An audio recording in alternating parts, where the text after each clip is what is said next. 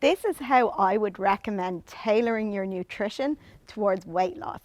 So the very first thing you need to understand when it comes to weight loss is energy balance.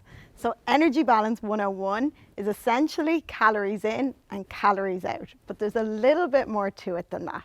So on the calories inside, you have everything you eat and drink. I think everyone can grasp that side.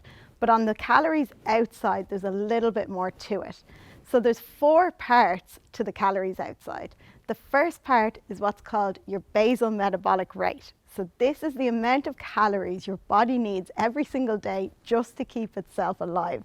And people completely underestimate how many calories your body actually needs to stay alive. You then have your NEAT activity, which is your non-exercise activity thermogenesis, which basically means all the calories burnt outside of exercise. And this is something that is often very overlooked when people are trying to lose weight. It's really, really important to increase your overall activity. You then have your exercise activity thermogenesis, which is your intentional exercise.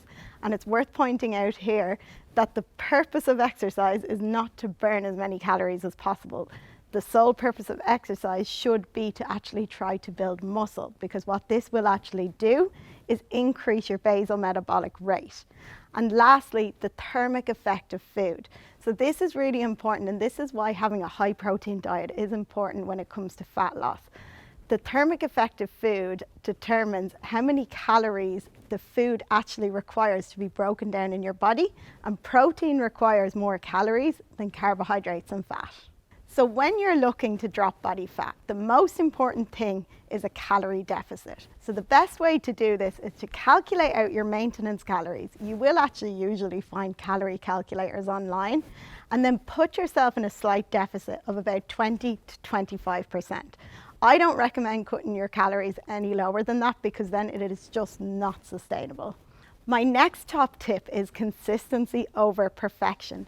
It is your consistency over time that is going to get you to your goals. You do not gain or lose weight in a day, so looking at the big picture is really important. So something I actually get my clients to do every week is they fill out a spreadsheet where they fill in their calories, their protein, their sleep, their step count, and what it does is it calculates their weekly averages, and then over time it calculates their monthly averages, because it is your consistency over time, not what you do on any given day, that's going to get you to your goals. Another top tip is making sure if you're in a fat loss phase that you are getting enough protein in your diet. This is really important on so many levels. As I mentioned before, it's more thermogenic than carbohydrates and fat, so it requires more calories to actually break it down in your body. The other reason why it's important is it's important on a cellular level, and it's also important for muscle recovery. And lastly, if you are in a fat loss phase, it is really important to have a high protein diet, because protein is more satiating than the other macronutrients, so it will leave you feeling fuller for longer.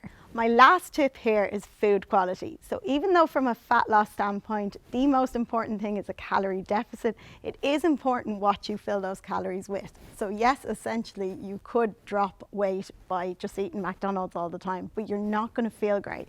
So in order to feel your best, so you can train your best, you want to make sure that you're filling those calories with good quality food.